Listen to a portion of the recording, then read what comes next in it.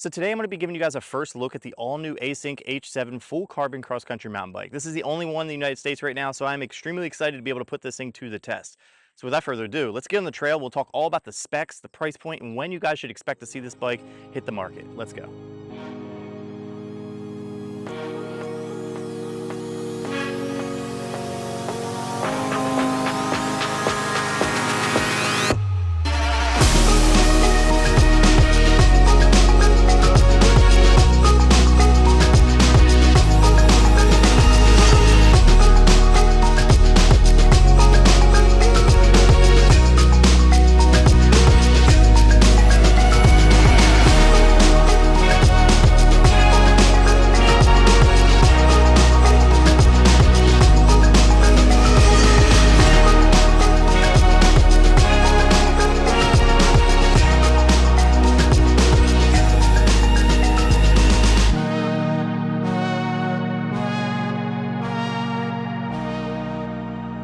The H7 is Async's second bike model to enter the market, and it brings a lot of the design elements to the table that the brand has been known for.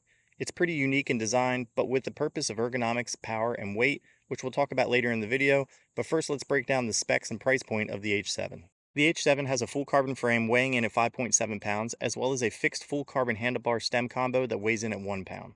Now from my experience, the carbon has been really nice on these intermediate trails, light on the hill climbs and feeling really agile and tight on all of the corners. Now one thing to remember is that this is a hardtail cross-country bike, so there's no rear suspension. And I do wish that there was some type of a dropper post on this bike to make it really nice and easy for hill climbs as well as hill descents.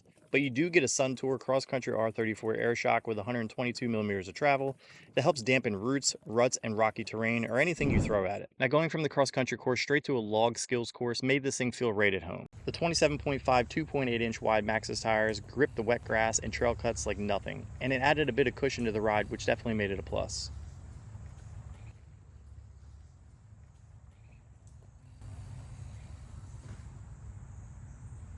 Now when I wanted to go fast and push hard, the power was there. This 48 volt 500 watt mid-drive motor combined with a 48 volt 20 amp hour battery pack delivered the power whenever I needed it. Here's an example. Now that's like a 45-degree grade of a hill. I'm going to be testing not only the bike, but my grip strength holding on to this camera going up the hill right now. We are in, let's get in level 5.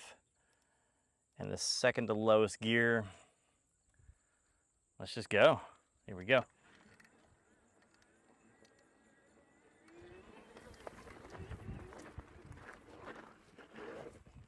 Nice. That is a very, very smooth output of power right there. It's not too jarring. Like I've ridden other mid-drive motor setups where it's like, as soon as you start to pedal hard, it just kicks you really hard. This gives you like an equal amount of what you put into it. So you pedal hard, it goes. This thing is smooth. Let's go put it to the test on some other scenarios. All right, now we've reached the beginning of the skills course on this 18-mile ride. I haven't been on this in a while. It's a bit wet, so I don't really know what to expect. It's a lot of fun though, so let's give it a whirl, see what the bike's capable of.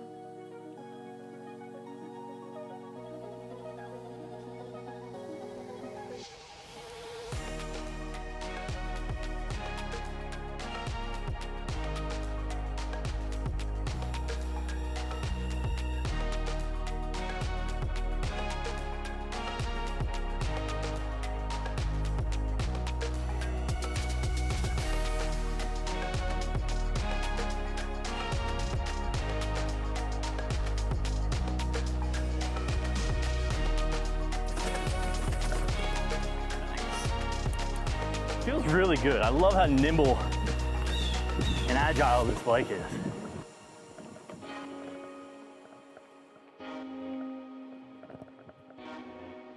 Super peaceful out here today too.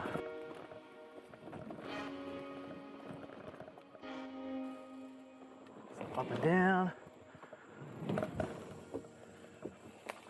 Now these are a lot of fun. I wanted to stop here because I haven't ridden this in a while. I did ride this on my BMX bike, and it was actually a lot longer back then. We had 3 different sections of it.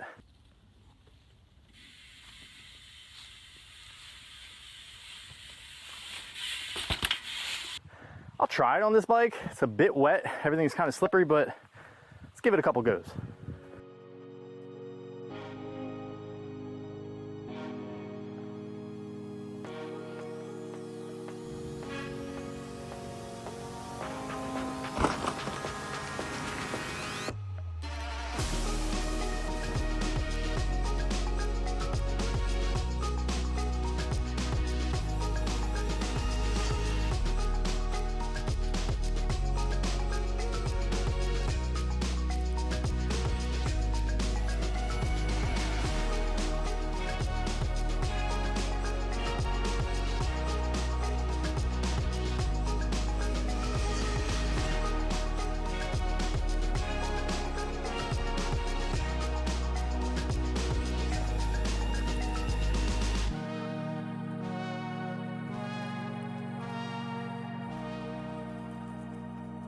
Now the H7 can be ridden like a traditional bike, as well as shifting through all the gears with no resistance from the Shimano Dior series, featuring the cassette, derailleur, and shifters on this bike. In my testing, when pedaling in the highest gear in the highest power level, I reached a top speed of 28 miles per hour. With a top speed like that and high speeds on the cross-country course, you're going to need to be able to stop with no problem. These 4-piston Tektro hydraulic disc brakes front and rear with 180mm rotors definitely did the job, and I didn't feel any squishiness over the 100 plus miles I've ridden so far. Now, one of my favorite features about this bike is the integrated display on the top tube of the frame. It's a 3-inch color display that gives you a lot of information in regards to your ride, your power output, your battery percentage, and even how many trees you've saved on your ride. So now on to the throttle. Now, I like to call this feature the ski lift. When you're at a trail and you just don't feel like pedaling up the hill, but you just want to be able to have a nice little convenient way to get up the hill, like a ski lift, this comes in handy. You can use the throttle all by itself, and it takes control. You can also switch through gears when you're doing that. So as I throttle, you'll hear each gear going, and we'll get to a top speed, and I'll let you know what that top speed is.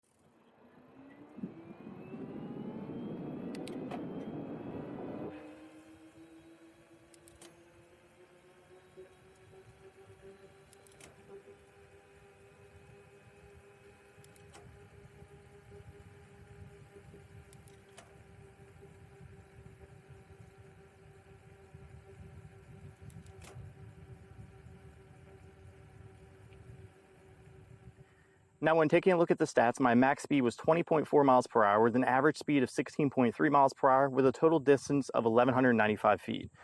That's not bad. Now the H7 is set to retail for $39.99, and the early adopters of the Indiegogo campaign will get this bike for mid $2,000 range. I'll put the link of Async's website in the description below for you guys to stay up to date on this Indiegogo campaign.